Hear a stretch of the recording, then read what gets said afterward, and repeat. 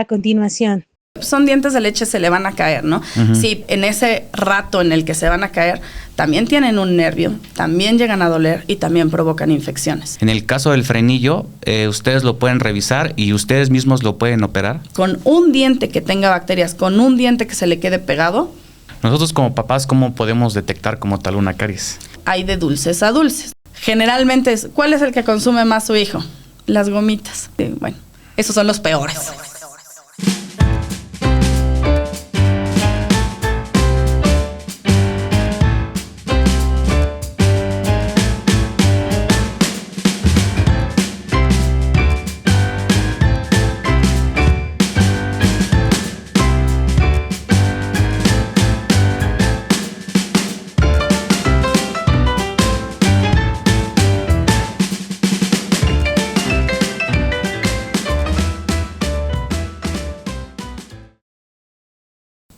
Hola comunidad, ¿cómo están? Espero que se encuentren muy bien.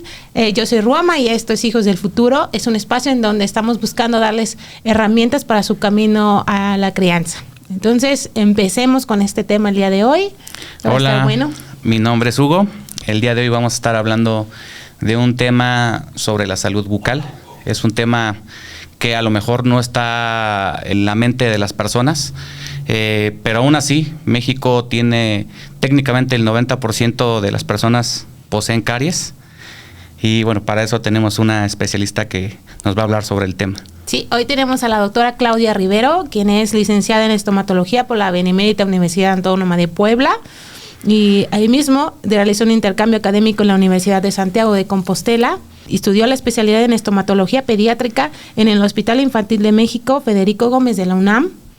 Tiene un diplomado en diagnóstico, planificación y tratamiento de ortopedia maxilar por el Colegio Nacional de Cirujanos Dentistas. Está certificada por el Colegio Nacional de Odontología Infantil y actualmente también es docente en la Benemérita Universidad Autónoma de Puebla. Bienvenida, muchas gracias por acompañarnos. Muchas gracias por la invitación. Doc, para empezar, hay mucha, bueno, no es polémica, pero mucha gente tiene conflicto para identificar la terminología. En específico, antes se ocupaba el término de dentista, después se agregó estomatólogo, después odontólogo. ¿Nos podrías hablar un poco de la terminología y también qué te motivó a adentrarte más a la odontología pediátrica? Claro, mira, la terminología ha ido cambiando por todos los aspectos que se han ido agregando también a lo que vamos viendo, ya que actualmente no solamente nos enfocamos en los dientes, sino también estamos enfocados en toda la funcionalidad, digamos, de los músculos, de cómo tragamos, de cómo masticamos, del sistema digestivo. O sea, se va a ir agrupando todas esas cosas a no solamente enfocarnos en solo los dientes y solo quitar caries, ¿sale? Entonces esa es la principal razón por la cual ha ido evolucionando, ha ido cambiando en la terminología de las licenciaturas o de las carreras. Okay. Y bueno, como odontopediatra, ¿por qué me fui por esa vía? Originalmente porque yo quería medicina, okay. Quería yo algo con niños, pero era neonatología, ¿no? Que es principalmente pues las primeras horas del bebé. De ahí, pues, recapitulando cuánto tiempo es de estudio, dije, bueno, ok, creo que no va por ahí. Entonces fue que entré a odontología y durante toda la carrera, la verdad es que nunca pasó por mi mente la odontopediatría hasta que llegué al servicio social. Ahí estuve trabajando durante el servicio con una odontopediatra, que yo digo que es mi sensei, porque estudié en la especialidad en el mismo hospital que ella, todo, y con ella estuve entrando a quirófano a atender pacientes sistémicamente comprometidos, pacientes autistas con algún síndrome, alguna enfermedad compleja, incluso adultos que es muy común que nadie quiera atender, o sea, pacientes, por ejemplo, con síndrome de Down, adultos que nadie los quiere ver.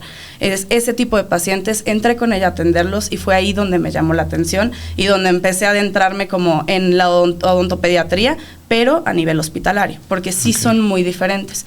Entonces, ya investigando con la doctora y todo, bueno, pues ahora sí que me llamó mucho y ahí terminé, ¿no?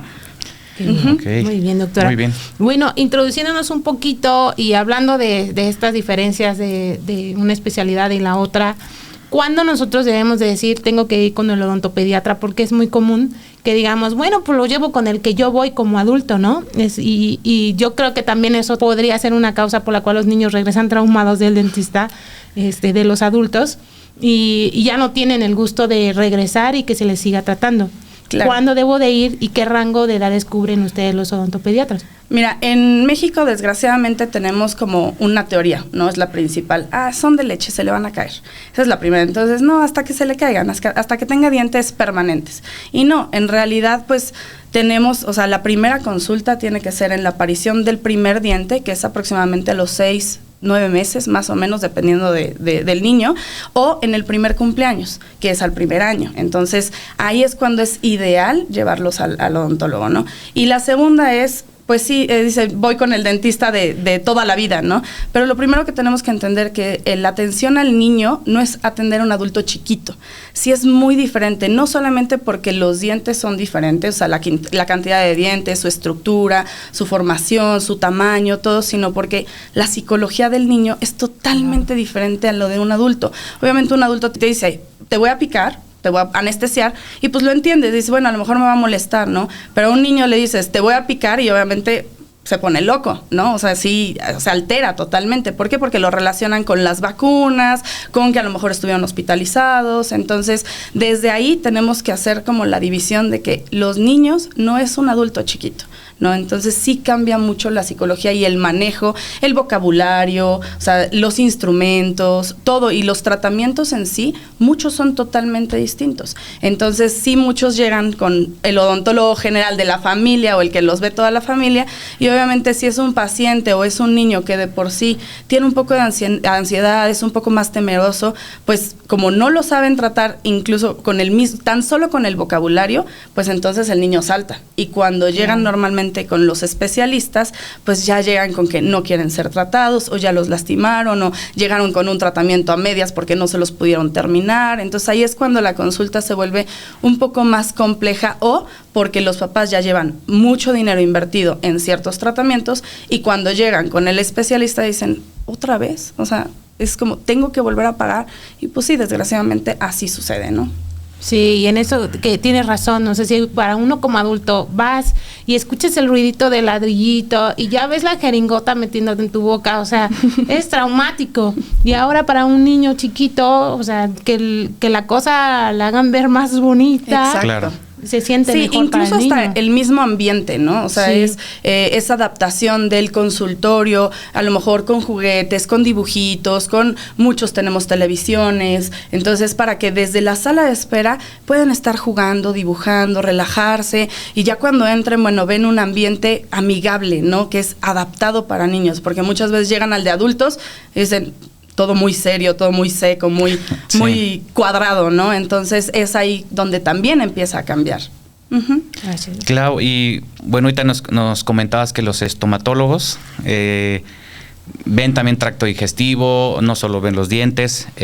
Hace poquito tuvimos una invitada que justamente nos habló del tema de la lactancia y nos comentó específicamente de los bebitos que tienen el frenillo.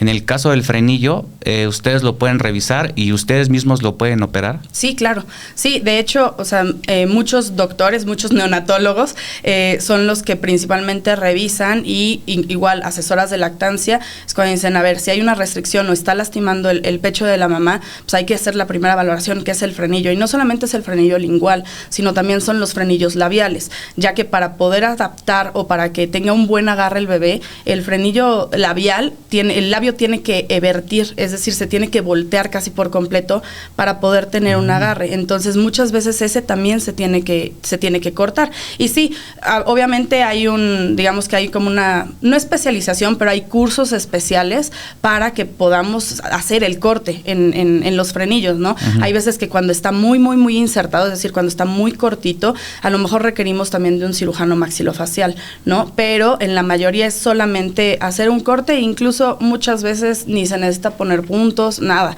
O sea, solito se corta, se pega a la mami y por los mismos beneficios que tiene la leche materna se cohíbe tanto la molestia para el bebé y se cohíbe el sangrado. Entonces, obviamente se le tiene que explicar a la mamá que probablemente quede batida, o sea, de un poco de sangre entre lo que se revuelve de sangre con la leche, pero que en cuanto se pegue y empiece a succionar el bebé, uno, va a sentir el cambio, o sea, la succión no va a ser dolorosa, va a tener una buena succión y obviamente se va a cohibir el sangrado y la molestia, ¿no? Entonces sí, o sea, sí nosotros lo hacemos, hay ciertos puntos que tenemos que valorar sobre qué tanto lo estira, qué tanto la saca, cuando metemos los dedos, qué tanta movilidad tiene. Muchas veces está mal diagnosticado y todos quieren hacer corte, ¿no? Pero hay muchas veces que son con solo ejercicios para hacer la movilidad de la lengua puede evolucionar de manera positiva y entonces evitamos el corte, ¿no? Entonces sí se tiene que hacer una valoración. No todo frenillo es a fuerza operación, porque también muchos papás y mamás pues nos preocupamos, ¿no? Porque luego te dicen corte, cirugía, y están chiquitos, ¿no? A los días te espantas. Sí, eso lleva alguna anestesia, no es ninguna anestesia general, me imagino, pero pues sí lleva alguna local, ¿no? Sí, se ponen pequeños puntitos de anestesia, en realidad no se requiere mucha, incluso por el peso del paciente tampoco podemos poner tanta, entonces se ponen unos pequeños puntitos de anestesia, se realiza el corte muchas veces con solamente unas tijeras, ¿sí? Se despega, si está como muy pegado, se despega un poquito y en ese momento el bebé en automático siente la liberación y saca la lengua, ¿no? Entonces desde ahí podemos ver que ya la liberación fue realizada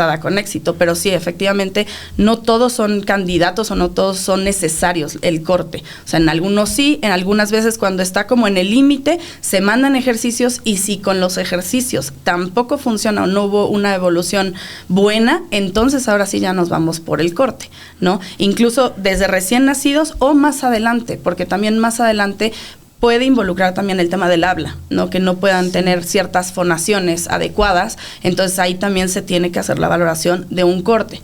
Entonces, pero es conforme van creciendo, pero sí, no todos necesitan corte definitivamente. Y sí sería recomendable porque a lo mejor como mamás decimos, bueno, solo es la lactancia, igual si me la salto, lo cual también es importante, sí. Pero dicen, con tal de no hacerle la operación, bueno, me la salto, pero también tiene que ver con el desarrollo del lenguaje, ¿no? Sí, y no solamente con el lenguaje, sino también con el desarrollo de la musculatura.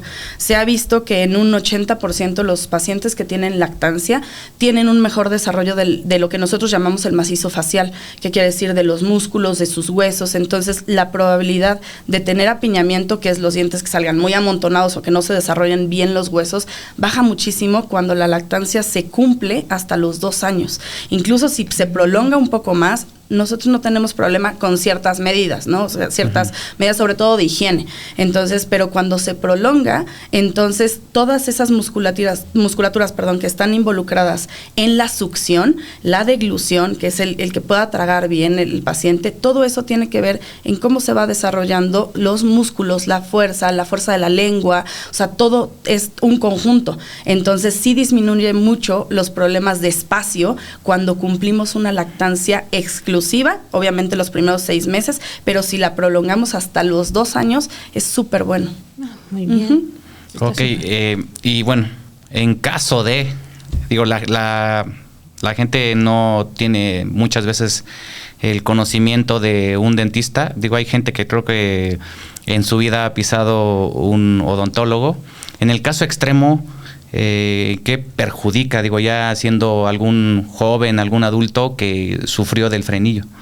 Principalmente es en el tema del habla, ¿no? Obviamente hay pacientes que tienen el frenillo muy corto que se adaptan, entonces pueden llegar a pronunciar adecuadamente sin mayor problema. Entonces en esos casos la verdad es que ya ni es necesario hacer nada porque ya cumplieron y ya llegaron a donde se debe llegar con o sin frenillo corto, ¿no? Obviamente si más adelante es un problema constante, entonces sí se tiene que hacer el corte, sobre todo porque la lengua influye mucho en el desarrollo de la parte de arriba, del maxilar. Entonces, cuando la lengua está muy pegada a la mandíbula, el maxilar se vuelve muy profundo y muy angosto. Entonces, eso provoca que tengan también problemas de respiración, principalmente. La parte del paladar se involucra directamente con toda la zona de la nariz. Cuando está muy profundo, está obstruyendo lugar donde tiene que entrar el aire por la nariz. Entonces, en ese momento empiezan a ser pacientes respiradores orales.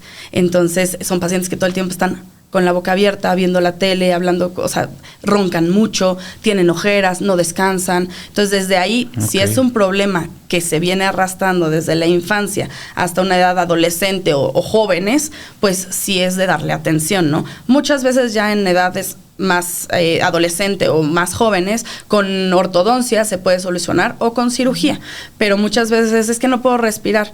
Bueno, ¿te pusieron ortodoncia? ¿Tuviste tratamiento antes? No, nunca. ¿Te han revisado antes? No, tampoco. Y cuando se ve es precisamente por un problema bucal más que de otorrino, más que de nariz o de garganta. Muchas veces operan adenoides, amígdalas, o sea, porque es un problema bucal, no es un problema de otorrino como tal.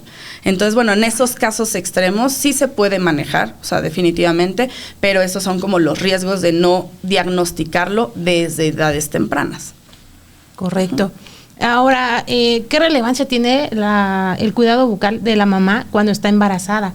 O sea, ¿esto va a influir al bebé o no? Sí, en las mujeres embarazadas se recomienda, antes era no vayas, ¿no? Porque puede ser un riesgo. Entonces, actualmente se conoce que la producción de ciertas hormonas durante el embarazo provocan principalmente alteraciones en las encías. Entonces, muchas veces llegamos a escuchar, no sé si alguna vez lo escucharon, que las abuelitas decían, es que por cada embarazo perdí un diente, sí, ¿no? Sí. Muchísimo. Entonces, eso es porque está asociado a todas las hormonas que segrega la encía durante el embarazo. Entonces, por eso es que durante cada trimestre por lo menos se tiene que hacer una revisión de limpieza y mandar ciertas recomendaciones si es que está teniendo mayor acumulación de sarro o a lo mejor que está teniendo algún problema con ciertos alimentos, porque también por las hormonas muchas dejan de comer ciertos alimentos que a lo mejor son benéficos para la salud oral o están vomitando mucho. O sea, para todas estas recomendaciones es necesario que visiten a un odontólogo que también tenga la atención a pacientes embarazadas. Entonces, sí, es necesario, y todo lo que come la mamá, toda la higiene bucal, todas esas bacterias pueden entrar a torrente sanguíneo y pueden, pues, no afectan directamente, pero sí, de manera general, si se llega a enfermar la mamá, medicamentos pueden alterar la formación de los dientes, todas las bacterias, pues, obviamente, tener bacterias en la boca siempre va a ser negativo, ¿no? Porque todo se va a la garganta, puede tener infecciones de estómago, o sea, es como una cadenita. Entonces, sí es 100% recomendable que por lo menos en cada trimestre una valoración. Y sobre todo, normalmente yo les recomiendo a mis pacientes embarazadas que antes de que entren en las últimas 4 semanas, me visiten solamente para verificar que todo esté bien. ¿Por qué antes de entrar? Porque muchas veces ya en esas últimas 4 semanas ya están que no se pueden mover, no se pueden sentar, no se acomodan, no descansan. Entonces, un poquito antes solamente para ver que lleguen a parto normal y que todo el tiempo que vayan a estar en recuperación y en adaptación al nuevo bebé no tengan que salir corriendo a atención dental, ¿no? Sí, y si la mamá requiriera algún tratamiento que requiera anestesia, ¿eso hasta qué punto podría arriesgarse el bebé o realmente hoy en día pues ya no es tanto como para que no te hagas una endodoncia, por ejemplo? Sí, actualmente los anestésicos que ocupamos son muy seguros. Obviamente va a depender de cómo ha ido la progresión del embarazo y normalmente colocamos un medicamento especial que no tiene una sustancia, que son conservadores básicamente, que lo que hacen es cohibir un poquito el sangrado. Entonces tomamos la medida de ocupar ese anestésico a dosis muy bajas y se vuelve de manera segura. Obviamente hay que identificar si es un embarazo de alto riesgo. Si es de alto riesgo, preferimos esperar a que llegue a parto. ¿Por qué? Porque sí se han visto casos que no tanto por la anestesia, sino más por el estrés que la mamá sufre en el sillón dental en ese momento, que puede provocar a lo mejor una amenaza de aborto o algún tipo de sangradito, pero es más por el estrés que por los mismos medicamentos. Claro, si nosotros ponemos medicamentos a grandes dosis o a una dosis normal como un paciente común y corriente, entonces ahí sí podemos provocarlo, ¿no? Pero sí, ahorita ya los medicamentos o los anestésicos que ocupamos digamos, son muy seguros y obviamente a dosis baja, ¿no? De acuerdo. Los dientes de leche, hablando de los dientes de leche en específico, ¿cuántos dientes de leche salen en los bebés? ¿En qué orden? ¿O en cuándo nos preocupamos? Porque hay casos, nosotros tenemos 2 pequeños y nuestro pequeñito, el más chiquito, la verdad, pues los dientes le salieron muy, muy tarde. Y lo que estamos viendo en este momento es que aparte que le salieron tarde, le salieron como todos de golpe. Sí. Entonces, ¿cuándo preocuparnos? ¿En qué orden? Vea, normalmente por eso las visitas es a partir de la primera aparición del diente, que es a los 6 meses aproximadamente. Ahorita por todos los cambios de alimentación, incluso tengo pacientes que desde los 4 meses les salen los dientes. Y también tengo otros pacientes que llegan hasta el año y todavía apenas tienen como un poquito de inflamación, de que apenas les van a salir y como dicen, salen todos de golpe. Es totalmente normal. O sea, entre los 6 meses y el año es totalmente normal que algunos vayan un poquito más retrasados, otros más adelantados, ¿no? Pero si al año no ha salido ninguno y entonces si palpamos y no hay nada abultado, nada que se sienta como que ya va a salir, entonces ahí sí hay que preocuparnos, ¿no? Entonces muchas veces se pueden tomar radiografías para ver dónde andan por ahí los dientes, pero en pacientes tan chiquitos la verdad es que no vale la pena, es simplemente monitorearlos y ya si llegan al año y de plano no se ve nada, no hay nada, no ha tenido molestias, no hay nada, entonces ahí sí ya hay que tomar radiografías para ver qué es lo que está pasando. Hay pacientes que incluso tienen la encía un poco más fibrosa, un poco más dura, entonces en esos pacientes a veces les cuesta un poquito más que el diente salga o que rompa la encía para poder salir.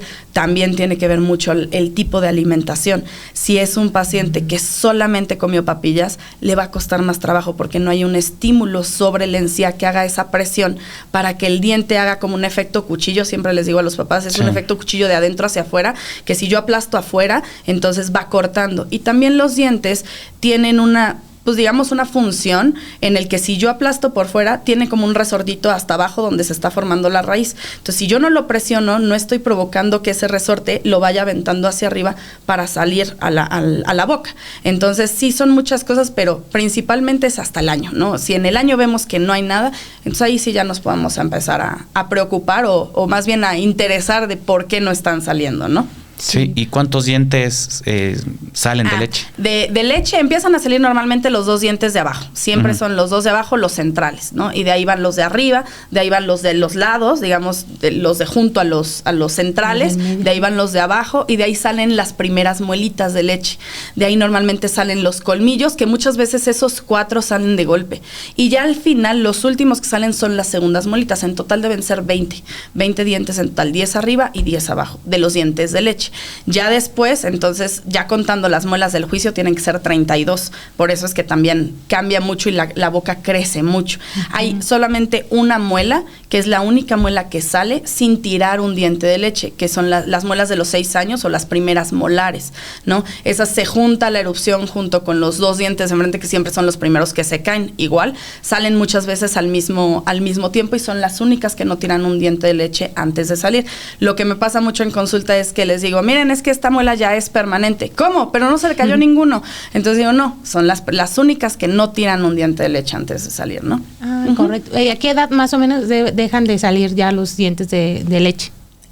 Puede variar. Normalmente, o la teoría dice que la última muelita tiene que salir a los 24, entre los 24 y 36 meses. Entonces, ese es el rango en el que ya deberían de tener todos los dientes de leche. Exactamente, los 20. Correcto. Ahora, hay mucha gente que dice que no importan los dientes de leche. Ay, pues si le enchuecan, ay, pues que se le rompió, son de leche. Exacto. No importa, sí. O sea, ¿es un mito más que nada? ¿O? Sí, el cuidado dental también lo dejan mucho de lado porque dicen, bueno, esos de todas maneras no son para siempre, ¿no? Exacto, ese es el típico de, son dientes de leche, se le van a caer, ¿no?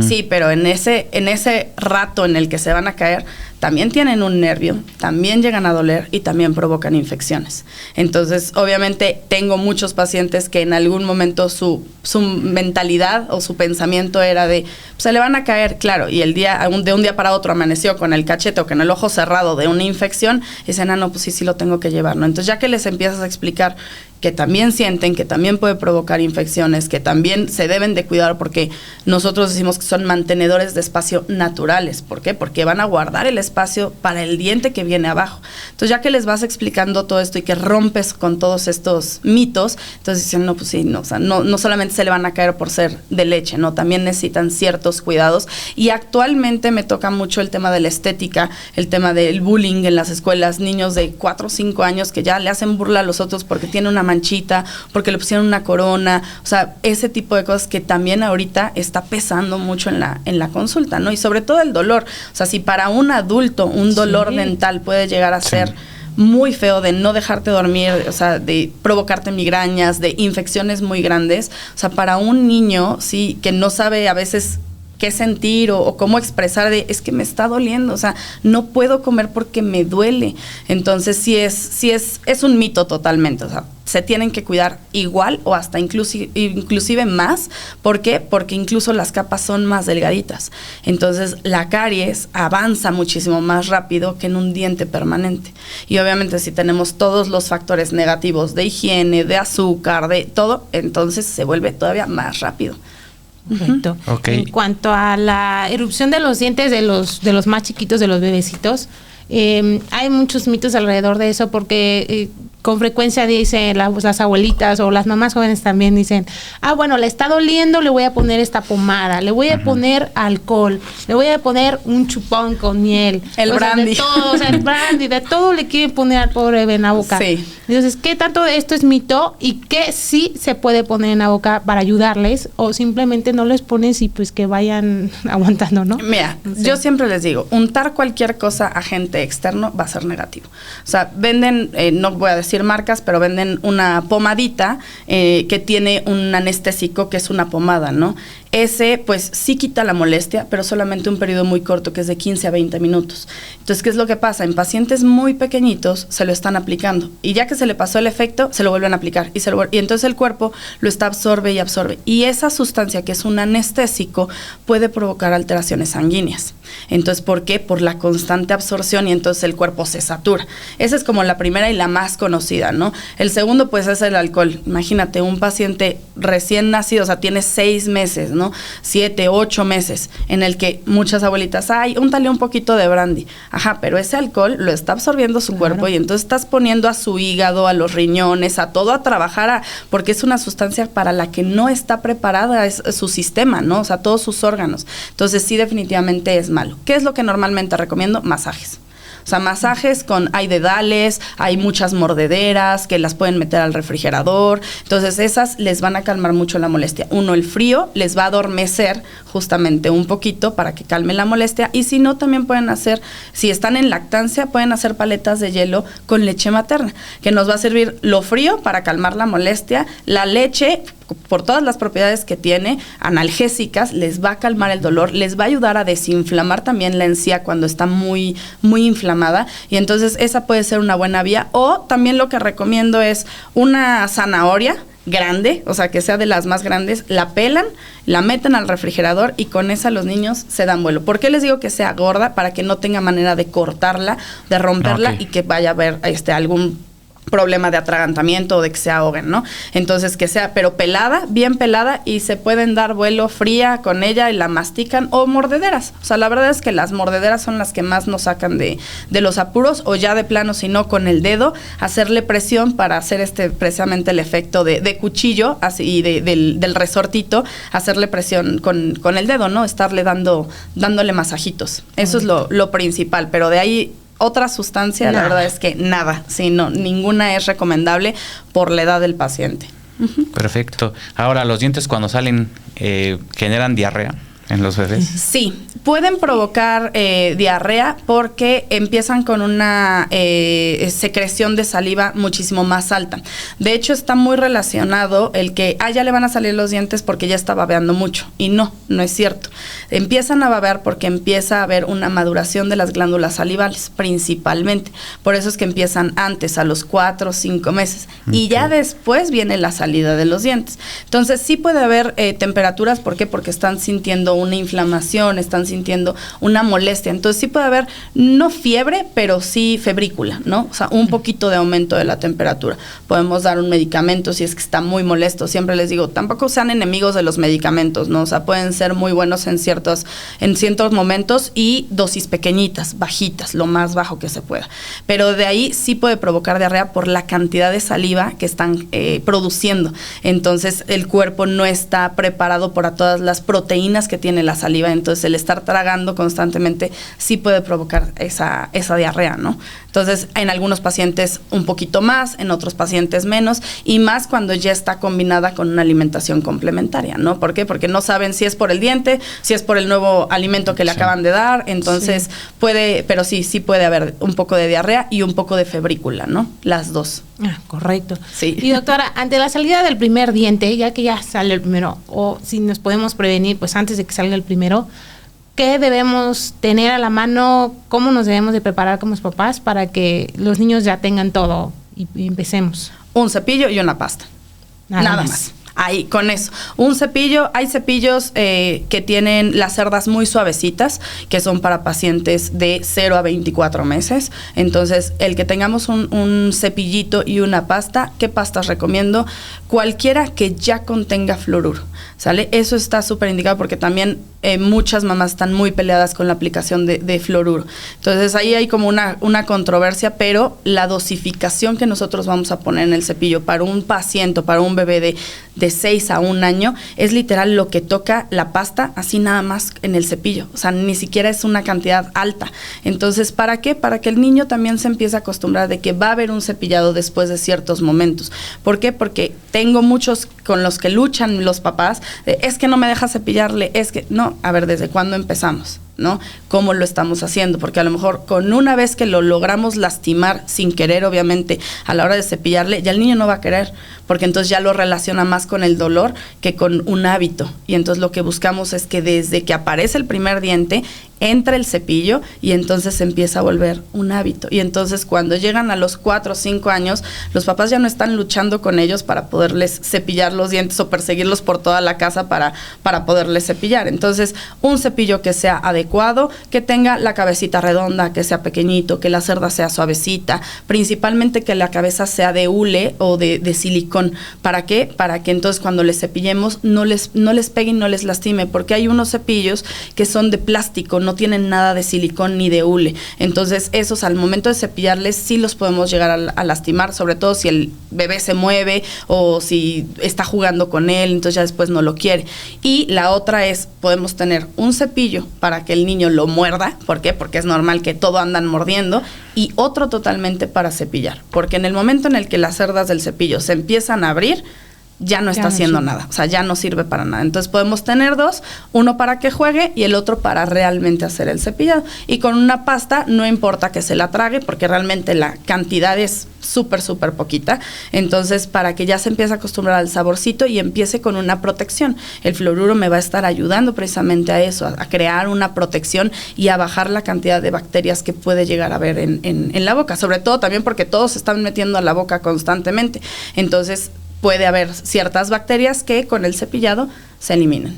Entonces, la pasta de dientes se puede pasar, o sea, no debemos de preocuparnos porque le enjuaguemos la boca de inmediato, nada, no importa porque la cantidad tampoco es tan fuerte. Sí, como no, o sea, la dosificación es una cosa de nada. De hecho, nosotros como adultos estamos acostumbrados a llenar el cepillo, ¿no? Y tampoco, no sirve para nada. O sea, el que pongas más pasta no significa que vamos a tener mejor higiene. O sea, en realidad para los adultos del tamaño de un chícharo es más que suficiente, igual que a partir de los 6, 7 años. O sea, esa es como la indicación. Entonces, no importa que se la trague, para que realmente le haga daño al bebé. Una pasta dental se tendría que comer un tubo completo, ¿no? Y constante. ¿Por qué? Porque el fluoruro es acumulativo en el cuerpo. Entonces, para crear una sobredosis o que realmente le haga daño, tendría que comerse así todos los días un tubo entero durante un periodo prolongado. Entonces, no importa que no les enjuaguemos. De hecho, está contraindicado, o más bien no contraindicado, pero es también un mito, ¿no? De siempre enjuagarnos. Y no,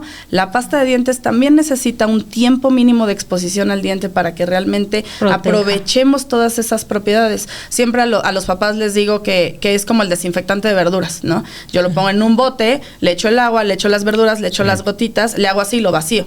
¿Cuánto tiempo le di? Sí. Nada. ¿Qué desinfectó? Nada. Entonces, lo mismo pasa con las pastas de dientes. O sea, nos presumen todas las marcas comerciales, nos presumen, es que tiene esto, pero realmente ¿cuánto tiempo lo estoy dejando en la boca si me estoy enjuagando con agua? ¿No? Entonces, realmente estoy arrasando. Claro, el cepillo, si nosotros no usáramos pasta, podría funcionar también, porque lo importante es el barrer, ¿no? El barrer esa comida, el quitar la comida del diente. Claro, la pasta es un aditivo muy funcional, o sea, nos ayuda muchísimo. Pero, pues, si la dejáramos de ocupar, tampoco pasaría nada. Pero si la ocupamos, hay que explotarla, ¿no? Claro. Entonces, que realmente esté en contacto con el diente y lo aprovechemos al 100%, porque si no, ahora, si están acostumbrados a enjuagarse con algo, que sean un enjuague bucal que tenga las mismas propiedades que tiene la pasta de dientes, para que entonces esas mismas propiedades se queden circulando en la boca y hagan ese efecto protectivo, ¿no? Como tal.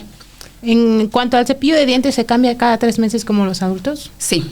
Okay. Sí, y más en los niños cuando tienen, por ejemplo, enfermedades, que una gripita, una tosecita, enfermedades del estómago. ¿Por qué? Porque se quedan las bacterias.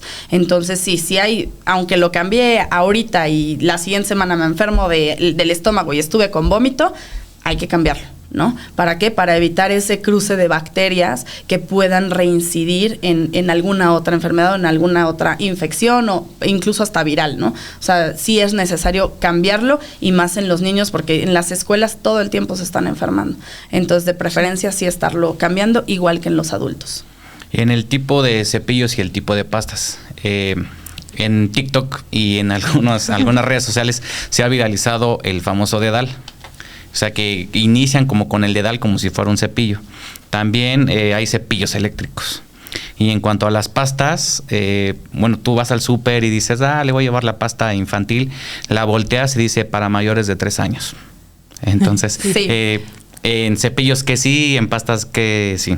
Mira, en cuestión de las pastas, siempre les recomiendo, lo único es que contenga fluoruro. Pues normalmente se van por el muñequito, ¿no? Es que muñequito, es que este sabor no le gustó. Entonces, sí, casi todas dicen más de 3 años, pero se pueden ocupar con seguridad siempre y cuando la porción de fluoruro sea de 1100 partes por millón.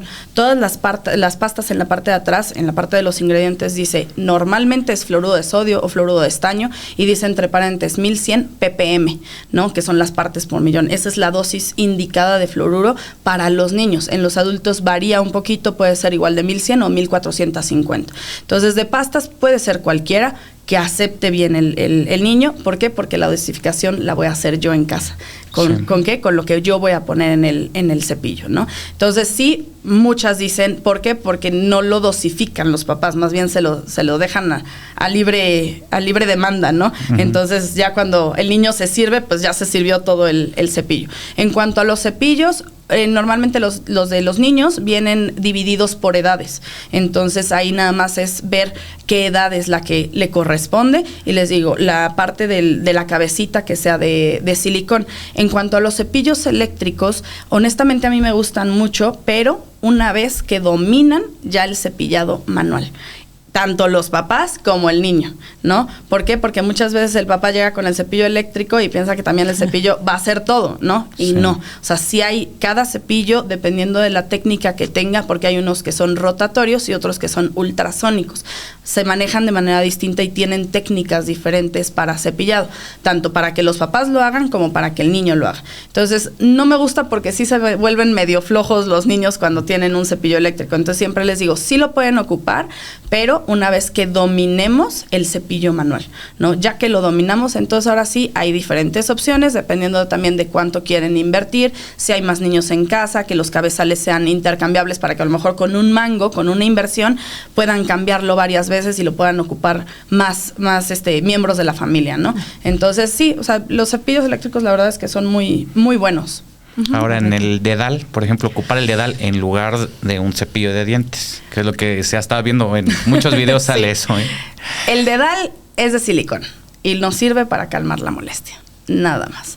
No crea un efecto de limpieza, ¿no? O sea, es así, incluso hay unos aditamentos que es la arcada completa y es de silicón y vibra, ¿no? Y entonces se supone que lo meten a la boca y nada más con eso. Obviamente sí va a limpiar, pero hasta cierto porcentaje. No va a limpiar al 100%, y entonces ahí es cuando empieza la controversia de hasta dónde limpia, qué tanto me funciona, qué tanto no. Entonces yo honestamente no los recomiendo. Sirven para calmar la molestia de los niños, nada más, para la comezón, para que les demos masajito, o también en pacientes muy pequeñitos para empezar la introducción de que va a venir un cepillo, ¿no? O sea, para eso sí. Pero ya para realizar un cepillado como tal, no, nada como el cepillo. Sí, o sea, es el cepillo con cerdas, sí o sí, ¿no? Cerdas hay de muchísimos tipos, ¿no? Hay unas que son más gorditas, otras que son más delgaditas, incluso son como pelitos muy, muy suavecitos, dependiendo de la marca que escojan. Pero sí, no, definitivamente el dedal para limpieza no lo recomiendo, definitivamente. Correcto. En cuanto al hilo dental, porque estuve viendo en tus redes que el 35% o sea, que el hilo dental limpia el 35% de la suciedad que traemos en los dientes después de una comida, ¿no? ¿A partir de qué edad los niños pueden utilizar? Porque el otro día estaba utilizando con mi hijo, pero se me hizo complicado porque yo tengo el normal, que le jalas así, ¿no? Entonces pensé, ¿qué recomendación podrá haber para un niño y a partir de qué edad? Ok, ¿a partir de qué edad? Cuando ya tenga todos los dientes de leche, cuando ya tenga las molitas. Pasa una cosa bien, bien chistosa en los dientes de leche. Son de las principales causas por las cuales nos llegan a consulta con caries. ¿Por qué? Porque los dientes de leche, la parte que choca o que pega una con otra es más plana que en los dientes de adulto. Entonces la superficie entre una y otra es mayor. En los dientes de adulto terminan como en forma de diamante, por llamarlo de alguna manera. Entonces el espacio que toca uno con otro es muchísimo menor.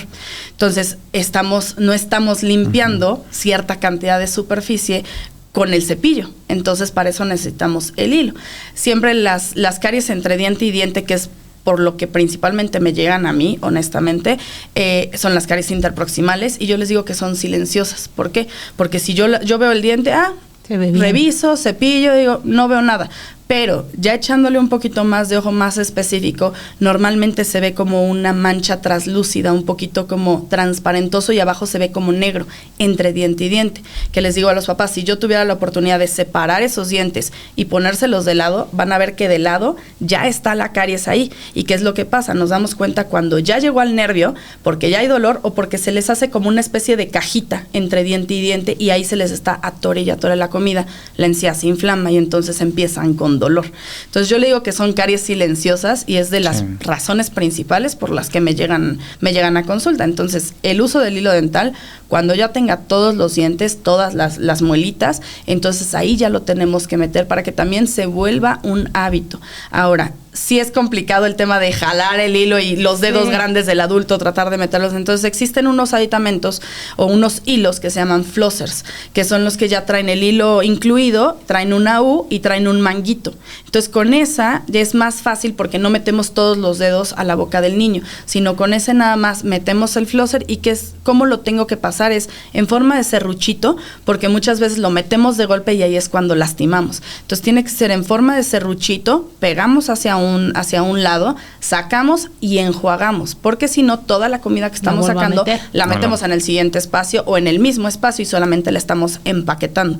Entonces, para personas que tienen como manos grandes o las boquitas de los chiquitos muy pequeñitas, los flossers son muy, muy buenos, la verdad, para no estar ocupando. Hay técnicas para que se les haga un poquito más fácil con el hilo largo, ¿no? O cortarlo, pero ideal los flossers, definitivamente. Y estos se ocupan y ya se tiran, y a la basura, sí, exactamente. En niños, los recomiendo que por lo menos al día lo hagan una vez. O sea, en las noches, que es la más importante. O sea, el cepillado y el hilo dental en la noche antes de irse a la cama, para mí es les digo, como de chiste, a veces les digo, puede ser que en la mañana saliste corriendo, te levantaste tarde, la escuela, etcétera, salen corriendo, ya no se cepilló, bueno, ya, bueno, no importa, la pasamos. La de la comida, en la tarde tienen 1000 actividades, que el taekwondo, que la natación, que el fútbol. Ok, salieron corriendo y ya no se pudieron, pero en la de la noche, antes de irse a dormir, esa sí, ¿no? Por nada del mundo se tiene que olvidar o se tiene que pasar, ¿no?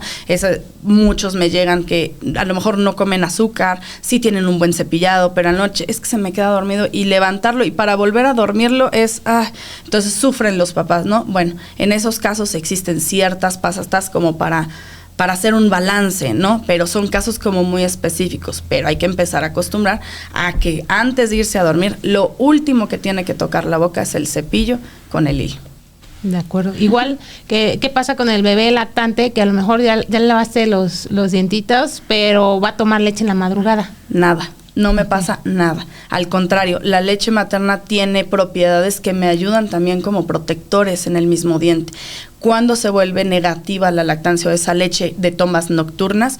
Cuando se combina con alimentos normales. ¿Qué quiere decir? Que cenó a lo mejor una quesadilla, no le cepillaron y entonces en la noche tiene la toma y la leche se combina con esos restos de alimento. Entonces ya cuando se combina, entonces ahí ya se vuelve negativa. Entonces tenemos que educar a los papás que aunque se quede dormido, es darle una cepillada, ¿no? A lo mejor el hilo no, pero darle una cepillada para tratar de barrer toda la comida que se queda. Y entonces en la noche, si tiene tomas nocturnas, no pasa absolutamente nada. Al contrario, me ayuda, ¿no? Me ayuda a darle un poquito de protección al diente. Correcto. Es correcto. Durante la noche de por sí hay un crecimiento bacterial en la boca. Sí. O sea, yo pensaría que a lo mejor lo de la lavada de la mañana era la más importante. O sea, también porque pasa mucho el tiempo la boca en un periodo como de salivación más corta, más baja. Entonces, sí, en la noche, ¿qué es lo que pasa? La boca se calienta, o sea, la temperatura aumenta. Esto provoca que las bacterias se reproduzcan un poquito más rápido, ¿no? Hay menos producción de saliva, que la saliva no solamente nos ayuda a tener humectada la boca, sino nos ayuda a hacer el bolo alimenticio para que pueda pasar, nos ayuda a proteger a la boca y a limpiar la boca, ¿no? O sea, la saliva también es, nosotros decimos que se llama autoclisis. ¿Por qué? Porque se autolimpia la boca con la misma saliva. Como baja la producción de saliva durante la noche, no estamos tragando, no estamos hablando, entonces hay menor producción, no tomamos agua, entonces tampoco hay una eliminación. Entonces, el tiempo que pasa esa comida pegada al diente es mayor. En realidad siempre les digo que nosotros podríamos comer de todo, siempre y cuando lo que más influye es el tiempo. No es lo mismo que yo deje, no sé, un sarricida en el piso durante 15 minutos para limpiar nada más que yo lo deje 3 horas y que le esté yo echando. ¿Por qué? Porque me va a crear mayor abrasión en el diente y me va a crear más porosidades. Lo mismo pasa con la boca y la comida. Entre más tiempo pasa la comida, el pH ácido se va subiendo y se vuelve más ácido. Entonces, lo ácido es lo que a mí me va a dañar el diente. Entonces, no es lo mismo que yo deje 1 hora sin cepillarme a que yo deje 6 horas sin cepillarme con la exposición de la comida o que la comida esté pegada al diente. Entonces, sí, o sea, todos los cepillados, el del desayuno, la comida y la cena, son importantes, ¿no? Pero en la noche es más importante todavía. En la mañana, pues obviamente tenemos la boca seca, si las bacterias pues están ahí, si no nos cepillamos la noche anterior, pues tenemos un medio súper ácido, ¿no? Claro. Entonces, por eso también existe el mal aliento, que está muy seca la boca. Entonces, sí es importante, pero es más importante todavía porque durante todo el día ya comimos. Ya tenemos, si no nos cepillamos en esas 2, en la mañana y a mediodía, en la noche ya tenemos toda la comida del desayuno, la de media mañana, el postrecito, todo. Entonces, por eso es que se vuelve más negativa en la noche o la última, ¿no? Sí, y cuando la persona, bueno, en este caso los niños ya se hicieron el lavado, pero detectas un mal aliento, ¿podría ser indicativo de que puede tener por ahí una caries? No tanto por caries, puede ser alguna infección, ¿sí? O muchas veces problemas del tracto digestivo, ¿no? ¿Por qué? Porque hay muchas veces que tienen reflujo o que tienen algún problema que nos está indicando con el mal olor que lo tienen y no nos damos cuenta porque a lo mejor el niño no sabe identificar de, ay, tengo reflujo, ¿no? Y no te va a decir, tengo reflujo. Sí, claro. Entonces, muchas veces está más asociado a problemas de tracto digestivo que por la boca misma, ¿no? A lo mejor tienen cavernas también en las amígdalas. Entonces, ahí también se alojan ciertas bacterias que pueden provocar que tenga mal olor. Estas estas famosas piedritas en las amígdalas que se llaman cialolitos, también provocan mal olor y sí puede estar asociada a una mala higiene, ¿no? Pero si estamos viendo que tiene una buena higiene y una ingesta de ciertos alimentos bajos en azúcares, nos vamos más al tema del tracto digestivo que a la misma higiene bucal. Obviamente existen ciertas pastas y ciertos enjuagues para tratar de disminuir ese mal olor, ¿no? Pero es más aseoso, hay que buscar más bien la causa, no, si no es de la boca, hay que buscarle a ver si no es de la garganta, si no es del tracto digestivo, etcétera, etcétera, ¿no? Okay. Doctora, comentabas que en cuanto a la frecuencia del cepillado, debería de ser, lo ideal serían 3 veces al día, ¿no?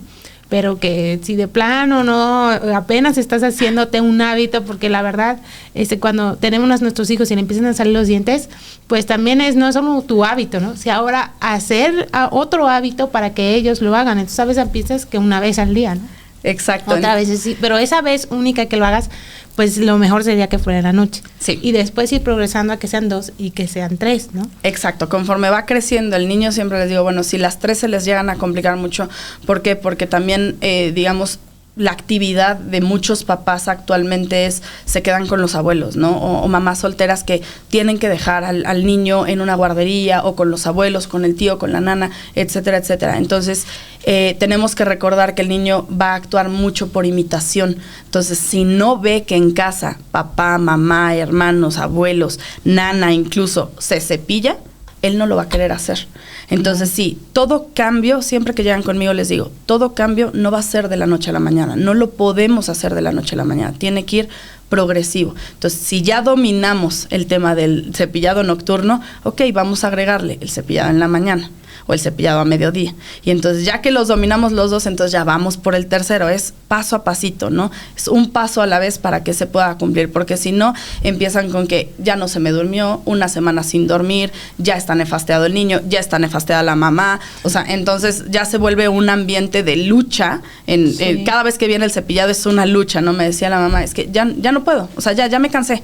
Bueno, vamos a ver, vamos a cambiarle un poquito a la psicología, ¿no? Vamos a jugar un poquito con esa psicología del niño, del juego, de los refuerzos positivos, es decir, bueno, te cepillaste tantas veces en la semana, el fin de semana vamos por el postre que tú quieras o la comida que tú quieras. Entonces, hay que jugarle, que muchas veces las mamás pues ya están, ya no pueden más, ya su cabeza no les da para decir, bueno, ¿qué juego le pongo ahora para que se quiera cepillar, no? Entonces, ahí es cuando entramos nosotros a decirles, a ver, pueden hacer esto, ¿para qué? Para que también provoquemos que el niño quiera, o sea, no que diga, ay, es un hábito, me tengo que cepillar, ¿no? No, me voy a cepillar, ¿por qué? Porque se vuelve un juego, y ya después, ya cuando lo entienden más grandes, ya se volvió un hábito, y entonces ahí es cuando ya lo tenemos como el efecto logrado, ¿no? Claro. Pero sí, es ir jugando, ir haciendo cambios poco a poquito, para que entonces no se vuelva una lucha familiar.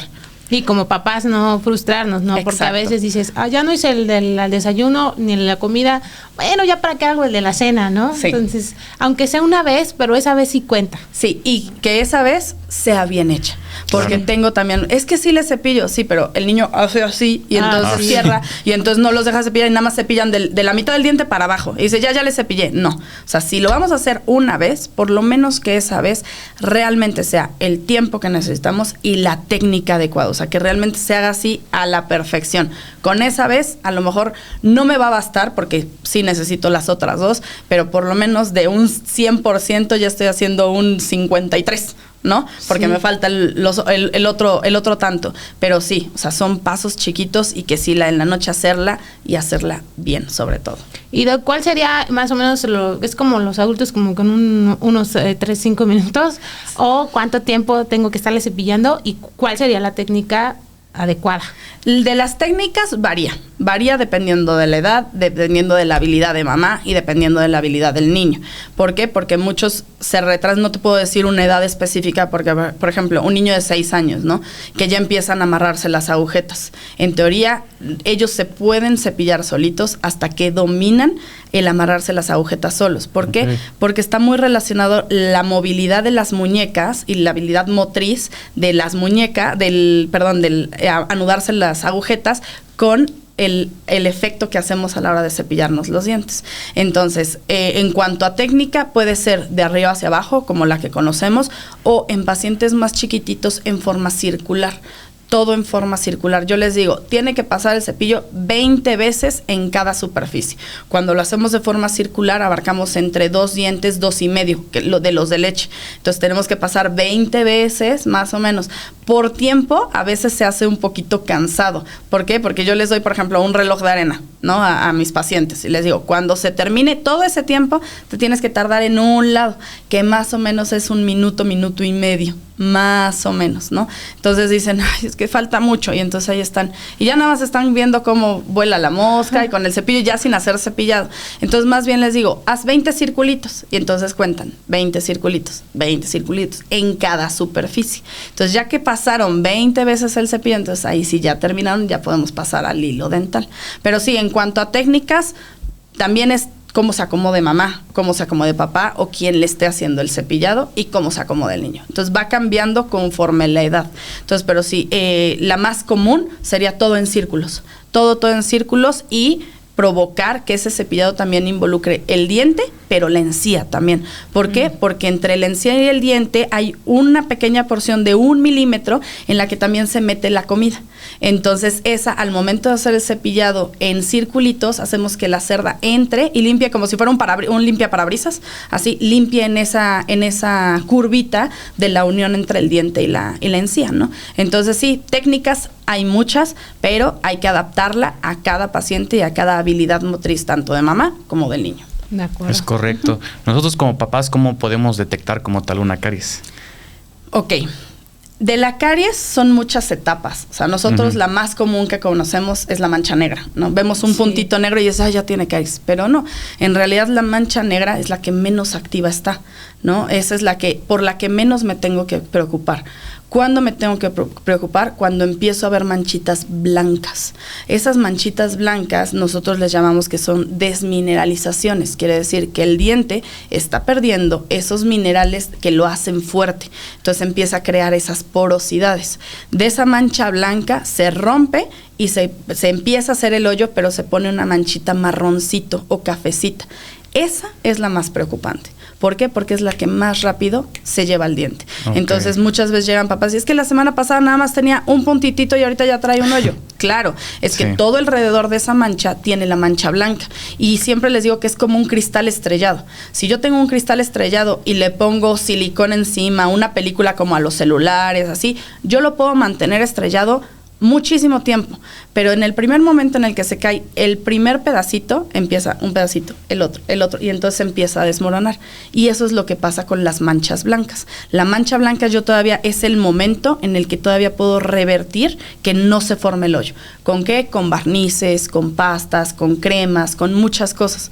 Una vez que se rompe, entonces yo puedo, fortalecer toda esa mancha blanca y aunque en el centro tenga ya una manchita marrón, puedo solamente quitar esa manchita marrón y a lo mejor un poquito de alrededor, que es lo ya que está más débil, y dejar el resto con mancha blanca y tener un control adecuado. Pero cuando tenemos manchas blancas o ya esas manchitas marrones, o que entre diente y diente vemos esa traslucidez o esa manchita como abajo negrita, ahí ya ya tenemos una caries franca en ese lugar, claro. ¿no? Y no necesariamente es por comer dulces, la caries, porque luego dicen, ay, mi hijo no come dulces para nada. Eso obviamente es un mito, me imagino. Entonces, ¿por qué razón daría una caries? Son muchos factores, ¿no? Obviamente en niños es principalmente por dulces, pero, no come dulces, pero díganme qué tanto come o toma de juguitos de caja, ¿no? Sí, claro. Qué tanto come yogurts de los comerciales, ¿no? O sea, con muchos conservadores. Yogurts, Yakults, danoninos, galletas, pan de dulce, o sea, todo lo que tiene altamente azucarado, refinado, es decir, que ya está procesado. No come dulces, pero que tanto consume todos esos demás alimentos. Claro. Entonces, y sobre todo, está súper detectado que también es el momento, ¿no? No es lo mismo, o sea, como les decía hace rato, podemos consumir todos los alimentos, pero depende del momento. Se ha visto que si un niño, por ejemplo, se come unas galletas, un dulce, a media mañana, va a formar caries más rápido. Pero si se los come con el desayuno o con la comida, como viene inmediatamente el cepillado, no dejamos que esas azúcares pasen tanto tiempo pegado al diente. Entonces, en realidad podríamos comer de todo, ¿no? Pero siempre y cuando venga un cepillado después. Por eso es que como snack a media mañana y a media tarde se tienen que mandar alimentos o que nos ayuden a la remineralización, como por ejemplo los quesos. O sea, es muy común, ¿no? Un queso blanco tiene caseína, que es la proteína de la leche, ¿no? Y entonces esa proteína a mí me va a ayudar a remineralizar los dientes. Entonces, en lugar de mandarle unas galletas, mándale cubitos de queso panela, ¿no? O de quesillo, de cualquier queso que no tenga tanta grasa como un manchego o un gouda. Esos nos pueden ayudar muchísimo. Entonces, sí, no es por los dulces, sino también por el resto de los alimentos que podamos consumir y los momentos. O sea, en qué etapa o en qué hora del día es que lo consumimos, y aparte la higiene, ¿no? O sea, si viene el cepillado después, no hay tanto riesgo cariogénico. Si no viene, entonces se eleva muchísimo. Entonces sí, no es tanto por los dulces. Ahora, dentro de los dulces también es un mundo, porque siempre les digo, en México no es parte de nuestra cultura. Entonces, yo quitarle los dulces a un niño es prácticamente imposible. O sea, en algún momento se lo va a robar en una fiesta al otro niño. Entonces, pero hay de dulces a dulces, ¿no? Les digo, generalmente, ¿cuál es el que consume más su hijo? Las gomitas, las panditas. Les digo, bueno, esos son los peores para mí, ¿no? Yo prefiero que se coma 6 helados a que se coma una bolsita de panditas. ¿Por qué? Siempre les explico con ejemplos, entonces todo se los hago ver con ejemplos de la vida real. Siempre les digo a las mamás, ok, si se pega un chicle al piso y yo lo barro, ¿se despega o no se despega? No se despega. Tengo que usar una espátula para poderlo despegar. Lo mismo pasa con las gomitas o todos chicles, gomitas pegajosos en el diente. Nosotros lo comemos, tratamos de cepillarlo y decimos, ya me cepillé. Pero no, en esas montañitas o en esas fisuras que tienen los dientes, ahí se quedan esas porciones por la consistencia que tienen esos dulces. Entonces, aunque yo piense que ya me cepillé, no es cierto, ahí sigue. Y eso se va a seguir descomponiendo hasta llegar a un pH muy ácido, que es lo que me va a provocar la caries. Lo mismo pasa cuando se queda entre diente y diente. Lo mismo pasa cuando muerden todos los caramelos duros, ¿no? Todas las paletas, cuando la muerden, siempre les digo a los niños, es como si mordieras un cristal o le hicieras a un cristal así en la mano, pues se te van a quedar enterrados ahí en los cristales en la mano. Lo mismo le pasa al diente. Se quedan incrustados en los pedacitos donde tienen espacio para quedarse incrustados. Y obviamente el que un diente se le quede pegado va a influir en el pH de toda la boca, porque no afecta solamente ese diente. La saliva está circulando todo el tiempo. Entonces, con un diente que tenga bacterias, con un diente que se le quede pegado, el medio se convierte general, no solamente en ese. Entonces, siempre les digo, hay de dulces a dulces, y como no los vamos a poder eliminar del todo, bueno, vamos a esconder esos que son de una consistencia muy pegajosa, que son difíciles de quitar del diente, y lo vamos a intercambiar a lo mejor por unas galletas que son más blanditas, un chocolate. ¿Por qué? Porque el chocolate al final con la temperatura de la boca se funde. No, se funde. O sea, más bien la temperatura de la boca alcanza, en muchos chocolates hay unos que no, pero se alcanza a ser más blandito. Cuando pasa el cepillo, sí lo elimina. Entonces, cosa que con la pandita, para que alcance su fundición o blandita, tarda mucho, ¿no? O sea, la temperatura de la boca no la alcanzamos para que haga eso. Entonces, pues se queda pegado al diente. Entonces, esos son como los más dañinos para el diente, que en lugar de un helado, una nieve, un chocolate, que sea chocolate que se deshaga. O sea, hay muchísimos, ¿no? Sí. Solamente que no tenga cosas chiclosas, ¿no? O sea, chicloso, gomita pegajosa, una cajeta, un caramelo de esos chiclosos, o estas obleas que venden con cajeta en medio, pues, o sea, la oblea de por sí se vuelve como muy chiclosa, ¿no? Pegajosa, se queda muy pegada al diente. Si le agregamos ese caramelo en medio de las dos, pues se vuelve más cariogénico todavía. Entonces, es ir viendo cuáles son los que el tipo de consistencia me va a ayudar y cuál no. Si tengo un paciente con un riesgo a caries muy alto, no le voy a mandar de snacks unos arándanos o unas ciruelas pasas. ¿Por qué? Porque aunque son naturales, su cantidad de azúcar es muy alta. Entonces, si a media mañana yo le mando algo de consistencia muy pegajosa, que sé que se le va a quedar pegado el arándano ahí en la muela y no va a haber un cepillado, mejor se lo cambio por otra cosa que a lo mejor con la misma saliva lo va a limpiar, o cuando tome agua se va a eliminar, ¿no? Entonces, por eso es individualizar cuál riesgo es el que tiene cada paciente, cuál es su alimentación diaria también. ¿Por qué? Porque hay muchos que dicen, no, tienes que comprarle el alimento vegano, natural, de no sé qué. No, a ver, si es un paciente que viene de escasos recursos, ¿cómo le voy a mandar eso? Entonces se tiene que adaptar a cada paciente y por eso tenemos que hacer, yo lo que hago normalmente es, les pido a mis pacientes que me lleven como tipo diario de qué alimentos comen en el desayuno, comida y cena durante una semana, para que entonces yo pueda más o menos identificar qué es lo que comen durante toda la semana y cuáles son los alimentos que a lo mejor nos están provocando mayor riesgo. Entonces se los identifico y les digo, ok, de estos alimentos no es que los vaya a dejar de consumir, pero los podemos ir intercambiando por este y darle recomendaciones. Nosotros no damos una dieta porque no somos nutriólogos, pero sí damos recomendación de qué alimentos son más cariogénicos y cuáles son menos cariogénicos para ese paciente, porque todo debe ser individualizado, no todos son iguales, no se puede generalizar. Entonces habrá algunos que les digo, bueno, tienes permitido una vez a la semana comer unas panditas, ¿no? O una vez a la semana puedes comer una paleta de caramelo, ¿no? Habrá pacientes que les diga, adiós azúcares, o sea, 0 azúcares, 0 dulces. ¿Por qué? Porque el riesgo a lo mejor es muy alto. Entonces, en lo que lo logramos controlar, en lo que logramos bajar, ahorita no, hasta nuevo aviso. Entonces, por eso es que se tiene que individualizar, ¿no? Muy bien, doctora. Nos estás dando muy buenos tips. Muchas gracias por compartir todo esto, porque yo no lo sabía y yo creo que muchos papás en casa tampoco lo sabían. Entonces, muchas gracias. En cuanto a los alimentos, porque hace rato también mencionaste que hay alimentos que nos ayudan, ¿no? ¿Qué podemos dar a los niños como snack, aparte del queso que nos habían mencionado?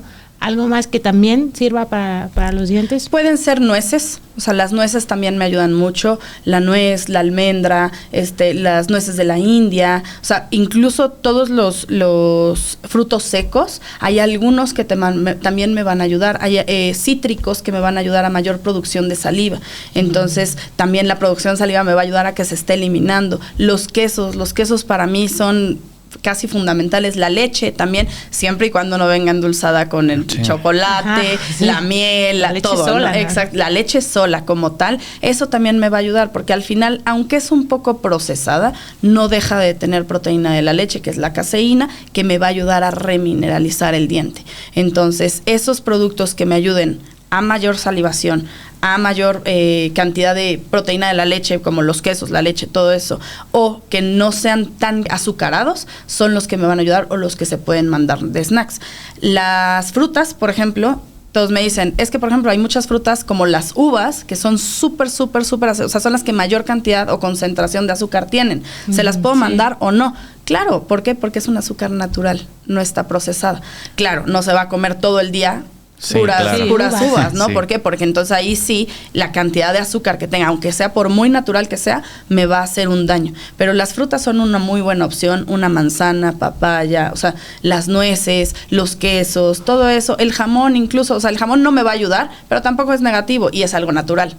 Entonces, esos son los tipos de snacks que podemos mandar a la escuela, por ejemplo, o en la tarde, que se coma algo en la tarde, incluso hasta unas galletas 1-2 veces por semana, tampoco es tan malo, ¿no? Unas galletas Marías, las galletas Marías son súper buenas y les gustan mucho, ¿no? Aunque sí tienen azúcar, pero no son tan cariogénicas o no tienen nada pegajoso que se vaya a quedar pegado al diente, que es lo más importante.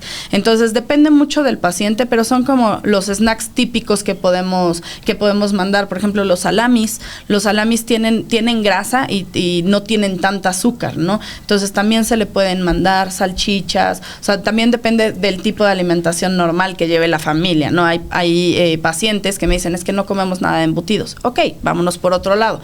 ¿Qué es lo que consume? Ah, bueno, esto y esto. Ah, bueno, ¿esto lo come? Sí, también se lo puedes dar. ¿Esto lo come? Sí, también se lo puedes dar, ¿no? Entonces, ir preguntando en cada familia qué es lo que consumen para en eso ya basarnos y entonces mandar como ciertas recomendaciones. Adaptar, pero principalmente, exactamente. Entonces es las nueces, los frutos secos dependiendo del paciente, como comentaba, los quesos, los embutidos, o sea, las frutas, todos esos se pudieran mandar de manera segura, digamos, sin riesgo cariogénico, ¿no? De acuerdo. Excelente, Doc. En el caso de la gente que tiene bebitos que desde pequeñitos le introdujeron el chupón, ya pasó 1 o 2 años, siguen con el chupón, o en el caso de los bebitos que se chupan pulgar o se chupan deditos, ¿qué efecto tiene, digamos que esa succión dentro de la cavidad oral? El chupón, muchos, incluso en nuestro medio odontopediátrico, digamos, lo tenemos muy satanizado, ¿no? Pero tenemos que recordar que durante los primeros meses, 6 meses, también me va a evitar algo, que es la muerte de cuna. Entonces, sí. ¿Por qué? Porque va a estar succionando algo. Correcto. Entonces, hay muchos pacientes que incluso no lo aceptan. O sea, desde que nacen, se lo pone la mamá, es el silenciador automático, ¿no? Se lo ponen para que no chille. Ahora, no es malo, pero hasta una edad en específico. ¿Cuál es la edad recomendada a partir del año que se empieza a disminuir el uso? Del chupón, del pulgar, también es tratar de hacer el recordatorio de no te lo chupes, ¿no?